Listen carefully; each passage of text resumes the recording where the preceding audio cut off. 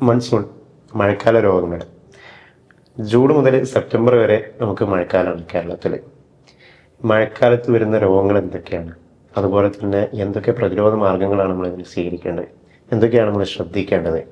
ഇന്നത്തെ ജീവ ബോർഡിൻ്റെ എപ്പിസോഡിൽ നമ്മളുമായിട്ട് സംസാരിക്കാനെത്തിയിരിക്കുന്നത് ഡോക്ടർ വൈഷ്ണവ് സാറാണ്. വൈഷ്ണവ് സാറോട് തന്നെ നമുക്ക് മഴക്കാല രോഗങ്ങളെക്കുറിച്ചും അതിനെ എങ്ങനെയാണ് നമുക്ക് പ്രതിരോധിക്കേണ്ടതിനെ കുറിച്ചും നമുക്ക് ചോദിക്കാം. നമസ്കാരം. നമ്മൾ മൺസൂൺ സീസണിൽ ഇപ്പോൾ പറഞ്ഞതുപോലെ ജൂൺ തൊട്ട് സെപ്റ്റംബർ ഈ മൺസൂൺ സീസണിൽ നമുക്ക് കോമൺ ആയിട്ട് കണ്ടുവരുന്ന പലതരം രോഗങ്ങളുണ്ട്. ഈ രോഗങ്ങൾ നമുക്ക് ക്ലാസിഫൈ ചെയ്യുകയാണെങ്കിൽ തന്നെ നമുക്ക് എയർബോൺ, അതായത് വായുജന്യമായ രോഗങ്ങളുണ്ട്, അതായത് എയറിലൂടെ പകരുന്ന തരത്തിലുള്ള രോഗങ്ങളുണ്ട്. ജന്തുജന്യമായിട്ടുള്ള രോഗങ്ങളുണ്ട്, അതായത് മറ്റ് ജന്തുക്കളിൽ നിന്നും നമുക്ക് ശരീരത്തിലേക്ക് കിട്ടാൻ സാധ്യതയുള്ള രോഗങ്ങളുണ്ട്. ജലജന്യമായ രോഗങ്ങളും ഉണ്ട്. എന്നുവെച്ചാൽ water borne disease. Water borne ഡിസീസിൽ തന്നെ നമുക്ക് കോമൺ ആയിട്ട് കാണുന്നതാണ് ടൈഫോയിഡ്, കോളറ, വൈറൽ ഹെപ്പറ്റൈറ്റിസ്, മഞ്ഞ എന്നൊക്കെ പറയുന്ന വൈറൽ ഹെപ്പറ്റൈറ്റിസ് പോലത്തെ രോഗങ്ങൾ. എയർബോൺ ആയിട്ടുള്ള ഡിസീസിൽ കോമൺ ആയിട്ട് എല്ലാവർക്കും ഉണ്ടാകുന്ന ഒരു വൈറൽ ഫീവർ, പനി, ചുമ, ജലദോഷം, കഫക്കെട്ട്, ഇതുപോലത്തെ വൈറൽ ഫീവേഴ്സ്. നമുക്ക് പിന്നീട് ഉണ്ടാകുന്നതാണ് ജന്തുജന്യമായ രോഗങ്ങൾ. ജന്തുജന്യമായ രോഗങ്ങൾ എന്ന് പറയുമ്പോൾ പല ജന്തുക്കളിൽ നിന്നും നമ്മുടെ ശരീരത്തിലോട്ടേക്ക് കിട്ടാൻ സാധ്യതയുള്ളത്. ഫോർ എക്സാമ്പിൾ ലെപ്റ്റോസ്പൈറോസിസ്, എലിപ്പനി എന്ന് പറയും. പിന്നെ കൊതുകടി കൊണ്ട് നമ്മുടെ ശരീരത്തിലോട്ടേക്ക് വൈറസുകൾ കയറിയിട്ടുണ്ടാകുന്ന രോഗങ്ങൾ, അതായത് ഡെങ്കു, ചിക്കൻ ഗുനിയ, മലേറിയ, ഇത്തരം രോഗങ്ങളാണ് കോമൺ ആയിട്ട് ഈ മൺസൂൺ സീസണുകളിൽ നമുക്ക് കാണാൻ കഴിയുന്നത്. ഇപ്പൊ സാറ് പറഞ്ഞു മഴക്കാല രോഗങ്ങൾ ഏതൊക്കെയാണെന്നുണ്ട്. ഒരുപാട് രോഗങ്ങളുണ്ട് നമ്മൾ മഴക്കാലത്ത് പ്രത്യേകം കണ്ടുവരുന്നത്. അതിൽ നമ്മൾ ഏറ്റവും കൂടുതൽ ഇപ്പോൾ PHCയിലാവട്ടെ, കമ്മ്യൂണിറ്റി ക്ലിനിക്കുകളിലാവട്ടെ, അതിലൊക്കെ ഏറ്റവും കൂടുതലായിട്ട് കണ്ടുവരുന്ന ഒരു പ്രധാനപ്പെട്ട മഴക്കാല രോഗമാണ് കോളറ. എന്താണ് കോളറ? എങ്ങനെയാണ് കോളറ പകരുന്നത്? കോളറയ്ക്ക് കാരണമാകുന്ന രോഗാണുക്കൾ എന്തൊക്കെയാണ് നമ്മൾ പ്രതിരോധിക്കേണ്ട മാർഗങ്ങൾ എന്തൊക്കെയാണ്? ഈ കാര്യങ്ങളൊക്കെ ഒന്ന് കോളറ അതായത് ഒരു വാട്ടർ ബോൺ ഡിസീസ് ആണ്. കോസ് ബൈ ഒരു ഗ്രാം നെഗറ്റീവ് ഒരു ടൈപ്പ് ഓഫ് ബാക്ടീരിയ ആണ് കോസ് ചെയ്യുന്നത്. വിബ്രിയോ കോളറ എന്ന് പറയും. ഇത്തരത്തിലുള്ള ബാക്ടീരിയാസ് യൂഷ്വലി അവരുടെ ഹാബിറ്ററ്റ്സ് എന്ന് പറയുന്നത് ഫ്രഷ് വാട്ടർ ആയിരിക്കാം, സോൾട്ട് വാട്ടർ ആയിരിക്കാം, ബ്രാക്കിഷ് എസ്റ്റുറീസ് ആയിരിക്കാം, അതായത് കടലിലേക്ക് നദി ഒഴുകുന്ന ഭാഗത്തായിരിക്കാം. ഇത്തരം ഹാബിറ്റാറ്റിൽ നിന്നും നമ്മുടെ ശരീരത്തിലോട്ടേക്ക് കണ്ടാമിനേറ്റഡ് ആയിട്ടുള്ള ഫുഡ് അല്ലെങ്കിൽ കണ്ടാമിനേറ്റഡ് ആയിട്ടുള്ള വാട്ടർ, മലിനമായിട്ടുള്ള ഫുഡ് അല്ലെങ്കിൽ വാട്ടർ നമ്മൾ ഭക്ഷിക്കുകയെങ്കിൽ ഇത്തരത്തിലുള്ള രോഗാണുക്കൾ നമ്മുടെ ശരീരത്തിൽ കയറുകയും ഇതുപോലെയുള്ള രോഗാണുക്കൾ നമ്മുടെ ശരീരത്തിന്റെ ആമാശയത്തിന്റെ അകത്ത് കോളറ ടോക്സിൻസ് എന്ന് പറഞ്ഞ പ്രോട്ടീൻസ് പ്രൊഡ്യൂസ് ചെയ്യുകയും ചെയ്യും. ഈ കോളറ ടോക്സിൻസ് എന്ന് പറഞ്ഞിട്ടുള്ള പ്രോട്ടീൻസ് കാരണം നമ്മുടെ ശരീരത്തിൽ നിന്നും അമിതമായ അളവിൽ വെള്ളം പോകാൻ സാധ്യതയുണ്ട്. In the form of diarrhoea, അതായത് വയറിളക്കം എന്നുള്ള രീതിയിൽ. ചില പേഷ്യൻസിൽ എസിംറ്റമാറ്റിക്, അതായത് രോഗത്തിന്റെ അവസ്ഥ വളരെ കുറവായിരിക്കാം, വളരെ കുറഞ്ഞ അളവിൽ മാത്രമായിരിക്കാം ശരീരത്തിൽ നിന്ന് വെള്ളം പോകുന്നുണ്ടാവുക. പക്ഷെ മറ്റു പല പേഷ്യൻസിലും ഒരു സഡൻ എക്സ്പ്ലോസീവ് അമിതമായ അളവില് വയറിൽ നിന്നും വയറിളക്കം ഉണ്ടാവാനുള്ള സാധ്യത കൂടുതലാണ്. ഇത്തരത്തിലുള്ള രോഗികളിൽ നമുക്ക് എസ്പെഷ്യലി നമുക്കത് എടുത്തു പറയാൻ പറ്റുന്ന രീതിയിലുള്ള ഒരു ടൈപ്പ് ഓഫ് വയറിളക്കമായിരിക്കും. അതായത് rice watery stool. Rice watery stool എന്ന് പറഞ്ഞാൽ കഞ്ഞി വെള്ളം പോലത്തെ രീതിയിലായിരിക്കും മലം പോകുന്നുണ്ടാവുക. Pure watery type of diarrhoea ആയിരിക്കും. അതൊരു greyish colour with flecks of mucus, കുറച്ച് കഫം നിറഞ്ഞിട്ടുള്ള ഒരു ഗ്രേയിഷ് കളർ ആയിട്ടുള്ള ക്ലൗഡി ആയിട്ടുള്ള വാട്ടറി ഡയറിയ ആയിരിക്കും ഉണ്ടാവുക. ഇത് മൂലം ശരീരത്തിൽ നിന്നും അമിതമായ വെള്ളം പോകുന്നത് കൊണ്ട് ഈ പേഷ്യന്റില് നിർജ്ജലീകരണം ഉണ്ടാവാനുള്ള സാധ്യതയുണ്ട്. അമിതമായ ഡീഹൈഡ്രേഷൻ കാരണം ശരീരത്തിലെ വെള്ളം മുഴുവൻ പോയി മരണത്തിൽ വരെ എത്തിപ്പെടാനുള്ള സാധ്യത കോളറയ്ക്കുണ്ട്. കോളറ അപ്പം പ്രോപ്പർ ആയിട്ടുള്ള ഒരു ചികിത്സ കിട്ടിയിട്ടില്ലെങ്കിൽ മരണം വരെ പോകാൻ വരെയുള്ള സാധ്യതയുണ്ട്. ഇതിന്റെ പുറമെ ധാതു ലവണങ്ങളെല്ലാം പോകുന്നതിനെ കൊണ്ട് ശരീരത്തിൽ ഉണ്ടാകുന്ന പേശിവേദനകള്, ചുരുക്കം ചിലവരിൽ ഛർദി, ഇതെല്ലാം കോമൺ ആയിട്ട് കണ്ടുവരുന്ന രോഗത്തിന്റെ ലക്ഷണങ്ങളാണ്. ഓക്കെ, അപ്പൊ ഇത് ഏറ്റവും കൂടുതൽ കാണുന്നത് ഈ ഒരു കടപ്പുറം അല്ലെങ്കിൽ ഒരു കായലോ ആ ഭാഗങ്ങളിൽ താമസിക്കുന്ന ആൾക്കാരിലായിരിക്കും ഇതിനുള്ള സാധ്യത കൂടുതൽ. യെസ്, വാട്ടറായിട്ട് കോൺടാക്ട് ഉള്ള എല്ലാ പേഴ്സണൽസിനും ഉണ്ടാകാൻ സാധ്യതയുണ്ട്. കാരണം it's A water borne disease. ഇപ്പൊ മലിനമായ ജലം, മലിനമായ ഭക്ഷണം, ഇതൊക്കെ നമ്മൾ ഈ സമയത്ത് ശ്രദ്ധിക്കേണ്ട കാര്യങ്ങൾ, especially in the monsoon season, rainy season. Okay, ഇതെങ്ങനെ നമുക്ക് ഇത് കണ്ടെത്താം? ഏതൊക്കെ ടെസ്റ്റുകളിലൂടെയാണ് കണ്ടെത്തേണ്ടത്? പിന്നെ ഇത് സ്വയം ചികിത്സ ഇതിന് നല്ലതാണോ? എന്നുള്ള കാര്യങ്ങളും കൂടി ഒന്ന്. Okay. നമുക്ക് പൊതുവെ കോളറ എന്ന് പറയുന്ന ഒരു ടൈപ്പ് ഓഫ് എൻഡമിക് ഡിസീസ് ആണ്. അതായത് ഒരു ഏരിയയിൽ ലൊക്കാലിറ്റിയിൽ കൂടുതലായിട്ട് സ്പ്രെഡ് ചെയ്യുന്ന ഒരു ടൈപ്പ് ഓഫ് ഡിസീസ് ആണ്. ഓക്കെ. അപ്പോൾ അങ്ങനെ നമ്മുടെ അടുത്ത് ലൊക്കാലിറ്റിയിലുള്ള ആളുകൾക്ക് കൂടുതലായിട്ട് സ്പ്രെഡ് ചെയ്തിട്ടുണ്ടെന്നുണ്ടെങ്കിൽ നമ്മൾ ഇതിനായിട്ട് സ്പെഷ്യലായിട്ട് ടെസ്റ്റിന്റെ ആവശ്യമില്ല. പക്ഷെ നമ്മൾ ഇത് കോംപ്ലിക്കേറ്റഡ് ആക്കിയിട്ടുണ്ടോ അല്ലെങ്കിൽ ശരീരത്തിൽ വേറെ എന്തെങ്കിലും ഓർഗൻസിനെ എഫക്ട് ചെയ്തിട്ടുണ്ടോ എന്നറിയാൻ വേണ്ടിയിട്ട് നമുക്ക് ബേസിക് ബ്ലഡ് ടെസ്റ്റ് മുതൽ ക്രിയാറ്റിൻ എല്ലാ ടെസ്റ്റുകളും നമുക്ക് ചെയ്ത് നോക്കാം. ഇതിൻ്റെ അകത്ത് തന്നെ നമുക്ക് ബേസിക് ബ്ലഡ് ടെസ്റ്റിൽ കുറേ അളവുകൾ വ്യത്യാസമുള്ളതിനനുസരിച്ച് നമുക്ക് മനസ്സിലാക്കാൻ പറ്റും. കുറച്ച് ബാക്ടീരിയൽ കോളനൈസേഷൻ, WBC കൗൺസിൽ ഉണ്ടാകുന്ന ചേഞ്ചസ്, പിന്നെ ശരീരത്തിൽ നിന്നും വെള്ളം പോകുന്നതിനെ കൊണ്ടുണ്ടാകുന്ന പല ലക്ഷണങ്ങളും എല്ലാം കൂടി കൂട്ടിയിട്ട് നമുക്ക് കണ്ടുപിടിക്കാൻ സാധിക്കുന്നതാണ്. ഇതിന്റെ കൂടെ നമുക്ക് ഡാർക്ക് ഫീൽഡ് മൈക്രോസ്കോപ്പി എന്ന് പറഞ്ഞ ടെസ്റ്റിലൂടെയും കോളറ കണ്ടുപിടിക്കാൻ സാധിക്കുന്നതാണ്. ഓക്കെ. പിന്നെ ഇത് വന്നൊരാള് എങ്ങനെയാണ് ഇതിന്റെ ട്രീറ്റ്മെന്റ്? ഇനി അതല്ല, ഇനി ഇത് വരാതിരിക്കാനുള്ള പ്രിവെൻഷൻ മെത്തേഡ് എന്തൊക്കെയാണ്? അതൊന്ന്. ഏത് രോഗത്തെ പറയുന്നത് പോലെയും രോഗം വരുന്നതിനേക്കാൾ മുന്നേ നമ്മൾ പ്രിവെൻഷൻ, അതായത് വരാതിരിക്കാനുള്ള മുൻകരുതലുകൾ എടുക്കുക എന്നുള്ളതാണ് ഏറ്റവും പ്രധാനമായിട്ട് പറയാനുള്ളത്. അതിൽ തന്നെ നമ്മൾ പ്രോപ്പറായിട്ട് ഹാൻഡ് വാഷിംഗ് ടെക്നിക്സ് പ്രാക്ടീസ് ചെയ്യുക. Even if the hands is visibly clean, അതായത് ക്ലീൻ ആണെങ്കിൽ പോലും ഇടയ്ക്കിടയ്ക്ക് ഹാൻഡ്സ് ക്ലീൻ ചെയ്തുകൊണ്ടിരിക്കുക. കണ്ടാമിനേറ്റഡ് മലിനമായിട്ടുള്ള ജലം, മലിനമായിട്ടുള്ള ഭക്ഷണങ്ങൾ കഴിക്കാതിരിക്കുക. അതായത് നമ്മൾ കഴിക്കുന്നതിന്റെ മുന്നേ നന്നായിട്ട് പാകം ചെയ്യുക, നന്നായിട്ട് കുക്ക്ഡ് ആയിട്ടുള്ള ഫുഡ് മാത്രം കഴിക്കുക. വാഷ് ചെയ്തിട്ടുള്ള ഫ്രൂട്ട്സ്, വെജിറ്റബിൾസ്, പിന്നെ നമുക്ക് വെജിറ്റബിൾസ് ഒക്കെ ആണെന്നുണ്ടെങ്കിൽ കുറച്ച് നേരം വേണമെങ്കിൽ വിനാഗിരിയിലൊക്കെ മുക്കി വെച്ചതിന് ശേഷം നന്നായിട്ട് കഴുകിയിട്ടൊക്കെ ഉപയോഗിക്കാം. പിന്നെ നമ്മൾ ഫുഡ് പ്രിപ്പയർ ചെയ്യുകയാണെങ്കിലും ഫുഡ് സ്റ്റോർ ചെയ്യുകയാണെങ്കിലും സ്പെഷ്യൽ അറ്റൻഷൻ മെയിൻറ്റെയിൻ ചെയ്യുക. പ്രോപ്പർ ആയിട്ടുള്ള പേഴ്സണൽ ഹൈജീൻ അല്ലെങ്കിൽ സോഷ്യൽ ആയിട്ടുള്ള ഹൈജീനും നമ്മൾ ഫോളോ ചെയ്യേണ്ടതാണ്. ഓക്കെ. പിന്നെ നമുക്ക് ട്രീറ്റ്മെന്റ് ഓപ്ഷൻസ് എന്ന് പറയുന്നത് റീഹൈഡ്രേഷൻ, അതായത് ശരീരത്തിൽ നിന്ന് അമിതമായി വെള്ളം പോകുമ്പോൾ അത് തിരിച്ച് കയറ്റുക എന്നുള്ളതാണ് മെയിൻ ആയിട്ടുള്ള ട്രീറ്റ്മെന്റ്. ORS ആയിട്ട് കൊടുക്കാം. ഇനിയിപ്പോൾ സിവിയർ കേസസ് ആണെങ്കിൽ നമുക്ക് ഹോസ്പിറ്റലിൽ അഡ്മിറ്റ് ചെയ്തിട്ട് ഡ്രിപ്പ് ഗ്ലൂക്കോസ് എന്നുള്ള രീതിയിൽ നമുക്ക് അങ്ങനെ കൊടുക്കാം. ഇതിന്റെ കൂടെ നമുക്ക് ആന്റിബയോട്ടിക്സും പ്രിസ്ക്രൈബ് ചെയ്യാൻ സാധിക്കുന്നതാണ്. എറിത്രോമൈസിൻ, അസിത്രോമൈസിൻ എന്ന് പറഞ്ഞിട്ടുള്ള മാക്രോലൈറ്റ്സും നമുക്ക് കൊടുക്കാൻ സാധിക്കുന്നതാണ്. അതുപോലെ തന്നെ മഴക്കാലത്ത് കണ്ടുവരുന്ന വേറൊരു രോഗമാണ് എലിപ്പനി. എലിപ്പനി എങ്ങനെയാണ് പകരുന്നത്? എലിപ്പനിക്ക് കാരണമാവുന്ന രോഗാണുക്കൾ എന്തൊക്കെയാണ്? എലിപ്പനി അഥവാ ലെപ്റ്റോസ്പൈറോസിസ് കോമൺലി കോസ് ചെയ്യുന്നത് ലെപ്റ്റോസ്പൈറ എന്ന് പറഞ്ഞ സ്പൈറോക്കീറ്റ്, ഒരു ടൈപ്പ് ഓഫ് ബാക്ടീരിയ ആണ്. പിന്നെ അതേപോലെ തന്നെ എലിപ്പനിയുടെ ലക്ഷണങ്ങൾ അഥവാ എലിപ്പനി ബാധിച്ചിട്ടുള്ള ഒരാളെ നമുക്ക് എങ്ങനെ തിരിച്ചറിയാൻ പറ്റും? പൊതുവെ റോഡൻസ്, അതായത് എലിയുടെ വിസർജനം, മലമൂത്ര വിസർജനത്തിൽ ബാക്ടീരിയാസ് പുറത്തോട്ടേക്ക് പുറന്തള്ളുകയും, എലി മാത്രമാവണമെന്നില്ല, ചിലപ്പം പട്ടികളായിരിക്കാം, ആടുകളായിരിക്കാം, പശുക്കളായിരിക്കാം. അതുകൊണ്ട് ഈ ആനിമൽസിനെ കെയർ ടേക്ക് ചെയ്യുന്ന ആളുകളും വാട്ടർ സ്പോർട്ടിൽ എൻഗേജ് ചെയ്യുന്ന ആളുകളും എസ്പെഷ്യലി ഫ്ലഡഡ് ആയിട്ടുള്ള ഏരിയാസ്, ചളിയുള്ള ഭാഗങ്ങളിൽ കണ്ടത്തിൽ പണിയെടുക്കുന്ന ആളുകൾക്കും ഇവരുടെ കാലിലൊക്കെ മുറിവുണ്ടെങ്കിലോ അല്ലെങ്കിൽ ഇവർ ഡയറക്ട്ലി കഴിക്കുന്ന ഭക്ഷണം കണ്ടാമിനേറ്റഡ് വിത്ത് ഈ ടൈപ്പ് ഓഫ് ബാക്ടീരിയാസ് ഉണ്ടെങ്കിലും ഇവരുടെ ശരീരത്തിലോട്ടേക്ക് എൻ്റർ ചെയ്തിട്ട് ഇവർക്ക് ലക്ഷണങ്ങൾ ഉണ്ടാക്കാൻ സാധിക്കുന്നതാണ്. ഇതിന്റെ പ്രകടമാവുന്ന ലക്ഷണങ്ങൾ എന്തൊക്കെയാണ്? എന്തൊക്കെ തരത്തിലായിരിക്കും അവർക്ക് പനി അതുപോലെ കാര്യങ്ങൾ? പൊതുവെ ലെപ്റ്റോസ്പൈറ ബാക്ടീരിയ നമ്മുടെ ശരീരത്തിലോട്ടേക്ക് കയറി ഒരു 10 മുതൽ 15 ദിവസം ഇൻക്യുബേഷൻ പീരീഡ് കഴിഞ്ഞു കഴിഞ്ഞാൽ പേഷ്യൻസ് പൊതുവെ പ്രസന്റ് ചെയ്യാറ് കഠിനമായ പനി ഉണ്ടാവാം, മേലുവേദന ഉണ്ടാവാം, അതായത് പേശിവേദന ഉണ്ടാവാം, കണ്ണിലുണ്ടാവുന്ന ചുവപ്പ് നിറം, തലവേദന, ഛർദി, ഇത്തരം ലക്ഷണങ്ങളായിട്ടായിരിക്കും വരാം. പിന്നീട് അത് മെനിഞ്ചിസം എന്ന് പറഞ്ഞ, അതായത് മെനിഞ്ചൈറ്റിസിനോട് സാമ്യം തോന്നിപ്പിക്കുന്ന ലക്ഷണങ്ങൾ, അതായത് വെളിച്ചത്തിലേക്ക് നോക്കുമ്പോൾ ഉണ്ടാകുന്ന ബുദ്ധിമുട്ട്, കഴുത്ത് മടക്കുമ്പോൾ ഉണ്ടാകുന്ന കഴുത്ത് വേദന, ഇത്തരം ലക്ഷണങ്ങളിലേക്ക് പോവാം. അത്യപൂർവം ചില പേഷ്യൻസിൽ മാത്രം കോംപ്ലിക്കേഷൻസിലേക്ക് നയിച്ചേക്കാൻ സാധിക്കും. കോംപ്ലിക്കേഷൻസ് ആയ ശ്വാസം മുട്ട്, ARDS എന്ന് പറയും, ഹാർട്ടിൽ ഉണ്ടാകുന്ന മസിൽസിൽ ഉണ്ടാകുന്ന വീക്കം, മയോകാർഡൈറ്റിസ്, മസിൽസ് ബ്രേക്ക് ഡൗൺ ആകുന്ന റെഡോമൈലിസിസ്, കിഡ്നി ഫെയിലിയർ, ലിവർ ഫെയിലിയർ, ഇത്തരം കോംപ്ലിക്കേഷൻസിലേക്കും പേഷ്യൻസിനെ നയിച്ചേക്കാം. ഇപ്പോൾ എലിപ്പനി വന്ന ഒരാൾക്ക് അത് എങ്ങനെ നമുക്ക് തിരിച്ചറിയാം? അത് ഡയഗ്നോസിസിലൂടെ അത് തിരിച്ചറിയാം. എന്തൊക്കെ ഇൻവെസ്റ്റിഗേഷൻ മെത്തേഡ്, ലബോറട്ടറി ടെസ്റ്റുകളാണ് എന്തൊക്കെയാണ് ചെയ്യേണ്ടത്?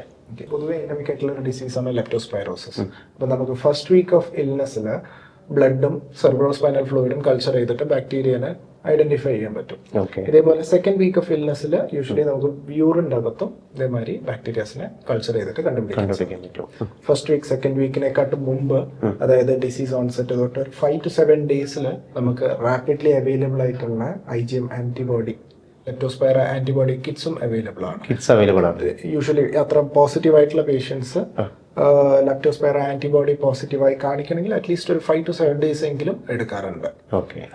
ഇത്തരം രോഗങ്ങൾ ഒരു എപ്പിഡമിക് ആയിട്ടുള്ള ഒരു രോഗങ്ങളായതുകൊണ്ട് നമുക്ക് കോംപ്ലിക്കേഷൻസിലേക്ക് പോവാതിരിക്കാനും പേഷ്യൻസിൽ ഇതുപോലത്തെ സിംറ്റംസ് കൂടുതലായിട്ട് സാമ്യമായിട്ടുള്ള സിംറ്റംസ് കാണിക്കുന്നത് കൊണ്ടും നമുക്ക് ഏർലി തന്നെ മരുന്നുകൾ കഴിച്ചു തുടങ്ങാം. പൊതുവേ നമ്മൾ ഡോക്സിസൈക്ലിന്റെ മരുന്നുകളാണ് കഴിച്ചു തുടങ്ങാറ്. നമുക്ക് പ്രൊഫൈലാക്സിസ്, അതായത് രോഗം വരാതിരിക്കാൻ എന്നുള്ള രീതിയിൽ ഇത്തരം ഹൈ റിസ്ക് ഗ്രൂപ്പ്, അതായത് ക്യാമ്പ്സ് ഇതുപോലെ വർക്ക് ചെയ്യുന്ന ആളുകൾക്ക് രോഗം വരാതിരിക്കാൻ വേണ്ടിയിട്ട് നമുക്ക് ഡോക്സിസൈക്ലിന്റെ 2 ടാബ്ലറ്റ്, അതായത് 100 mg 2 tablet 200 mg once weekly നമുക്ക് കഴിക്കാം. എത്ര കാലം എക്സ്പോഷർ ഉണ്ടോ അത്രയും കാലം നമുക്ക് കഴിക്കാം.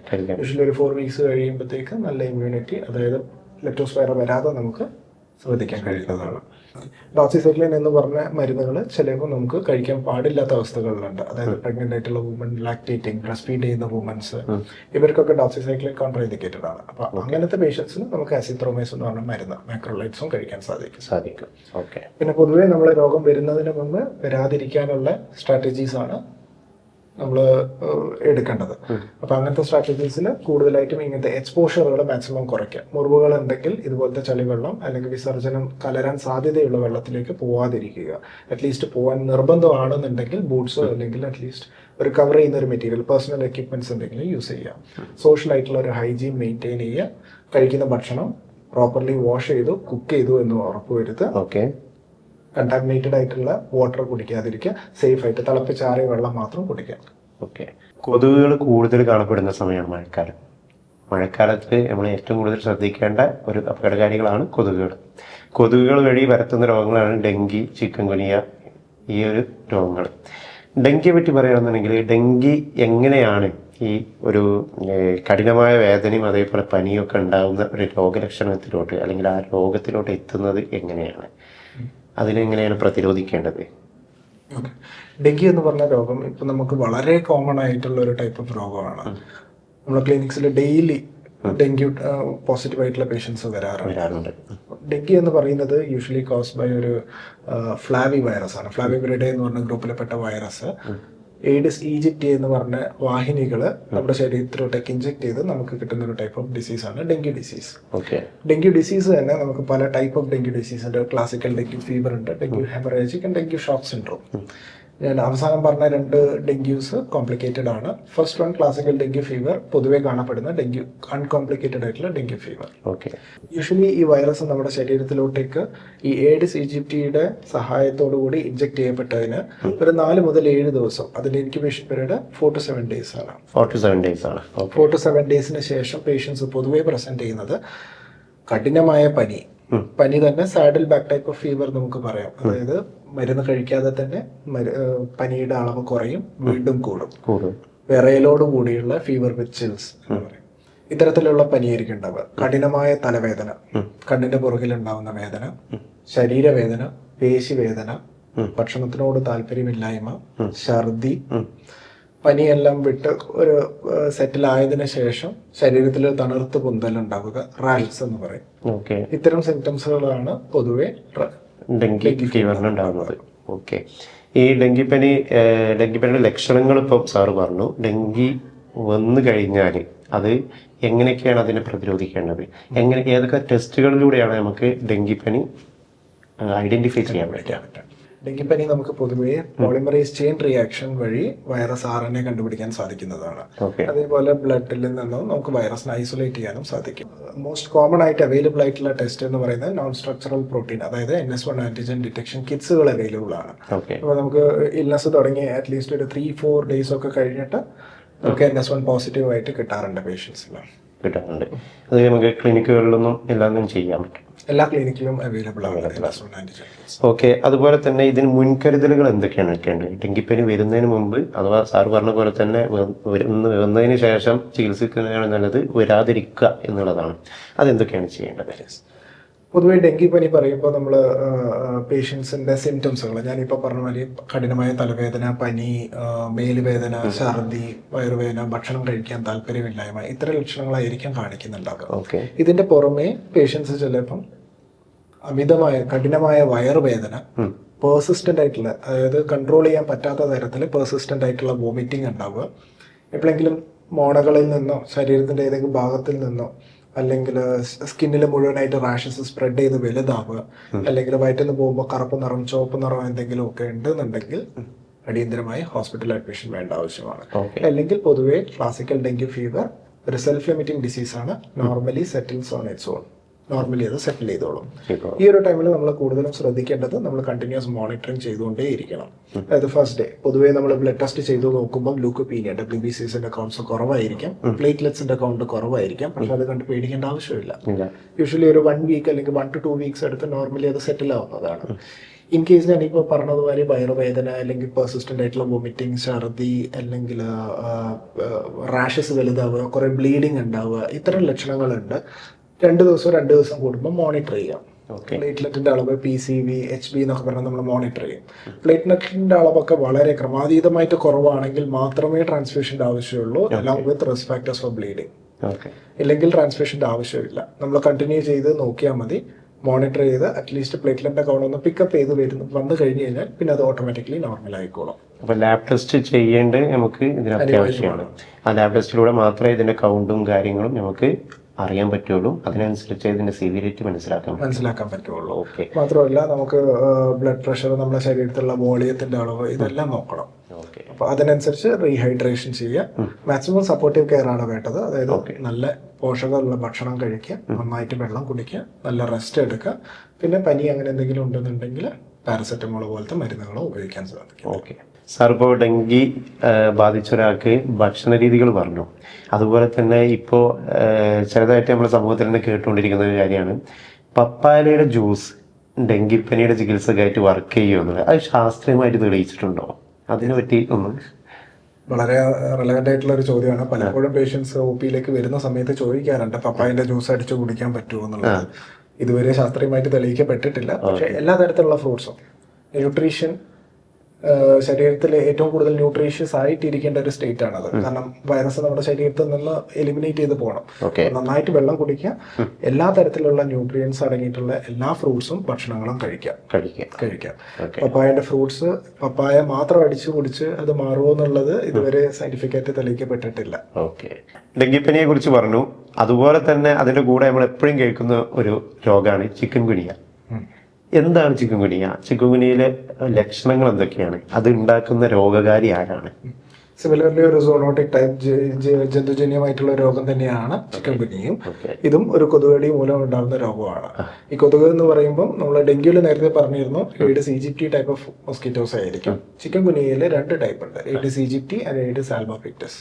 ഇത്തരത്തിലുള്ള കൊതുകുകൾ ആൽഫ വൈറസ്, നേരത്തെ നമ്മൾ ഡെങ്കിയിൽ പറഞ്ഞിരുന്നത് ഫ്ലാവി വൈറസ് ആയിരുന്നു. ഇപ്പം ചിക്കൻ ഗുനിയയിൽ ആൽഫ വൈറസിനെ ആയിരിക്കും അവർ ക്യാരി ചെയ്ത് നമ്മുടെ ശരീരത്തിലോട്ടേക്ക് ഇൻജെക്ട് ചെയ്യുന്നത്. ഓക്കെ, ഇതിന്റെ ലക്ഷണങ്ങൾ എന്തൊക്കെയായിരിക്കും? ചിക്കൻ ഗുനിയ ബാധിച്ച ഒരാള് പ്രകടമാകുന്ന ലക്ഷണങ്ങൾ എന്തൊക്കെയായിരിക്കും? യെസ്, പൊതുവെ ഈ വൈറസ് നമ്മുടെ ശരീരത്തിലോട്ടേക്ക് കയറി ഇൻക്യുബേഷൻ പീരീഡ് ഒരു 2 to 12 days. 2 to 12 daysന് ശേഷം പേഷ്യൻസിന് പൊതുവെ ചിക്കൻ ഗുനിയ ഡെങ്കി പോലെ തന്നെ പനി, മേലുവേദന, ഇത്തരം ലക്ഷണങ്ങളാണ് കൂടുതലും കാണാൻ സാധിക്കും. പൊതുവെ കുട്ടികളിൽ മാക്യുലർ പാപ്പുലർ റാഷസ്, അതായത് ചെറിയ തണർത്ത് പൊന്തുന്ന ലക്ഷണങ്ങളും കാണിക്കാറുണ്ട്. മറ്റ് പല ആളുകളിൽ, അതായത് മുതിർന്ന ആളുകളിൽ പൊതുവെ ജോയിന്റ് പെയിൻ, ആർത്രൈറ്റിസ്, സന്ധിവേദന, ഇത്തരം ലക്ഷണങ്ങളായിരിക്കും കാണിക്കുക. Especially morning stiffness and morning pain, അതായത് ചെറിയ വിരലുകളിൽ ഉണ്ടാകുന്ന മോർണിംഗ് സ്റ്റിഫ്നെസ്, മോർണിംഗ് പെയിൻ. ചില ആളുകളിൽ അത് പെട്ടെന്ന് തന്നെ ശമിക്കാനുള്ള സാധ്യതയുണ്ട്. മറ്റു പല ആളുകളിൽ ഇത് കുറച്ചു കാലം, അതായത് ആഴ്ചകൾ അല്ലെങ്കിൽ ചിലപ്പോൾ മാസങ്ങളോളം നീണ്ടു നിൽക്കാൻ സാധ്യതയുണ്ട്. ചുരുക്കം ചില ആളുകളിൽ മാത്രം, AB27 ജീൻ അടങ്ങിയിട്ടുള്ള പേഷ്യൻസ് അല്ലെങ്കിൽ അത്തരം ആളുകളിൽ ഈ ആർത്രൈറ്റിസ് എന്ന് പറയുന്നത് ക്രോണിക് ആയിട്ട് വർഷങ്ങളോളം നീണ്ടു നിൽക്കാനും സാധ്യതയുണ്ട്. ഇപ്പോൾ ചിക്കൻ ഗുനിയയും ഡെങ്കിയും തമ്മിലുള്ള ഒരു പ്രധാന വ്യത്യാസം എന്തൊക്കെയാണ്? വൈറസുകൾ തമ്മിലുള്ള വ്യത്യാസം തന്നെയാണ്. ലക്ഷണങ്ങളിൽ ആർത്രൈറ്റിസ് ആയിരിക്കും കൂടുതൽ ഉണ്ടാവുക. ചിലപ്പോൾ ക്രോണിക് ആയിട്ടുള്ള ആർത്രൈറ്റിസ്, കുറെ കാലം നീണ്ടു നിൽക്കുന്ന ആർത്രൈറ്റിസ് ചിക്കൻ ഗുനിയയിൽ കാണിക്കാൻ സാധ്യതയുണ്ട്. രണ്ടിലും റാഷസ് ഉണ്ടാവും, രണ്ടിലും ഫീവർ ഉണ്ടാവും.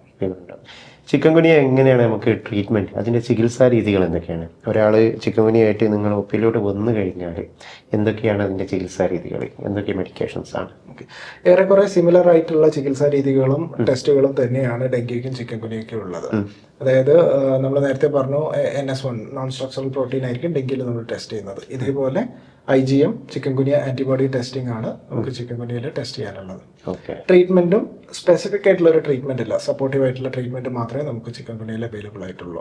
അതായത് ക്ഷീണം ഉണ്ടെങ്കിൽ ഫ്ലൂയിഡ്സ് കൊടുക്കാം, അല്ലെങ്കിൽ ഓറൽ മാക്സിമം റീഹൈഡ്രേഷൻ കൊടുക്കുക, നല്ല ന്യൂട്രീഷ്യസ് ആയിട്ടുള്ള ഫുഡ് കഴിക്കുക, നന്നായിട്ട് റെസ്റ്റ് എടുക്കുക, പിന്നെ എന്തെങ്കിലും പൈററ്റിക്സ് ആന്റിബയോട്ടിക്സ് എന്തെങ്കിലും പനി ഉണ്ടെന്നുണ്ടെങ്കിൽ നമുക്ക് പാരസെറ്റമോൾ പോലത്തെ മരുന്നുകളും കഴിക്കാൻ സാധിക്കുന്നത്. ഈ ലബോറട്ടറി ടെസ്റ്റും അതേപോലെ തന്നെ നമ്മുടെ പറയുന്ന ചികിത്സാ രീതികളും അതേപോലെ വിശ്രമവും നല്ലപോലെ ഉണ്ടെന്നുണ്ടെങ്കിൽ നമുക്ക് ഈ ഒരു 2 ഡിസീസിനെയും നമുക്ക് പെട്ടെന്ന് തന്നെ ക്യൂർ ചെയ്യാൻ പറ്റും.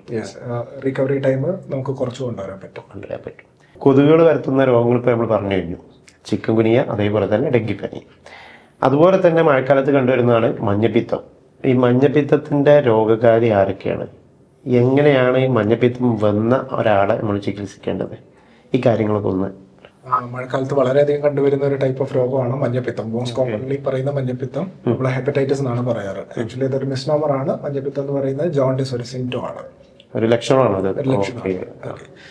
ഈ ഹെപ്പറ്റൈറ്റിസ് അതായത് കരൾ വീക്കം വരാൻ ധാരാളം അധികം കോസുകളുണ്ട്.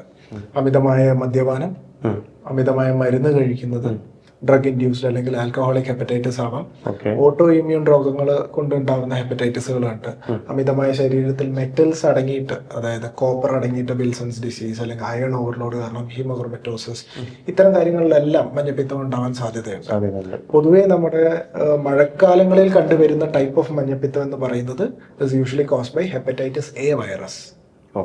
ഹെപ്പറ്റൈറ്റിസിൽ തന്നെ നമുക്ക് ഹെപ്പറ്റൈറ്റിസ് എ ഉണ്ട്, ബി ഉണ്ട്, സി ഉണ്ട്, ഇ ഉണ്ട്, വൈറസ് ഉണ്ട്.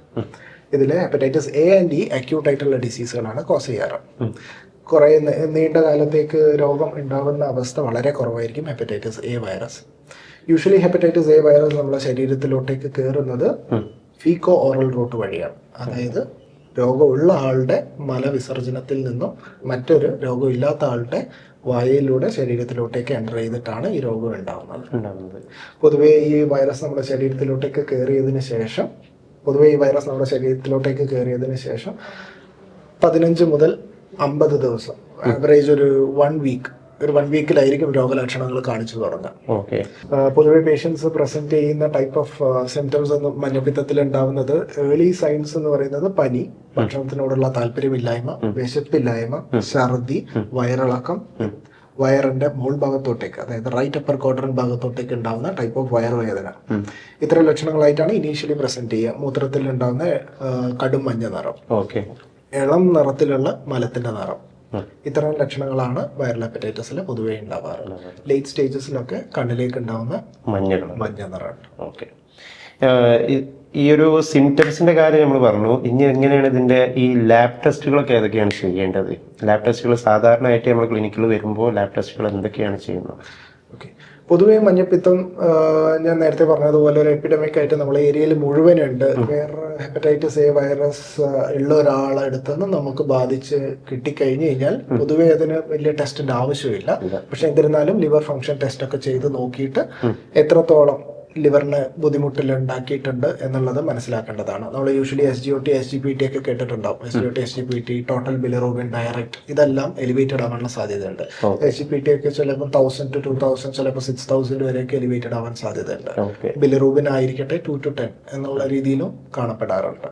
അപ്പൊ ഇതിന് ലാബ് ടെസ്റ്റുകൾ നിർബന്ധമാണ്.